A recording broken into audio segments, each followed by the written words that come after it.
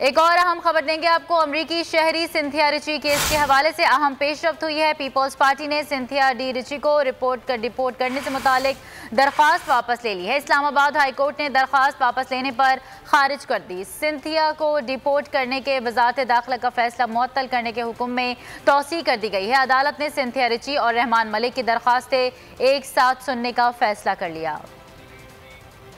एक और अहम खबर देंगे आपको। अमरीकी शहरी सिंथिया रिची केस के हवाले से अहम पेशरफ्त हुई है। पीपल्स पार्टी ने सिंथिया डी रिची को डिपोर्ट करने से मुतालिक दरख्वास्त वापस ले ली है। इस्लामाबाद हाई कोर्ट ने दरख्वास्त वापस लेने पर खारिज कर दी। सिंथिया को डिपोर्ट करने के वजारत दाखिला का फैसला मुअत्तल करने के हुक्म में तौसीह कर दी गई है। अदालत ने सिंथिया रिची और रहमान मलिक की दरख्वास्तें एक साथ सुनने का फैसला कर लिया।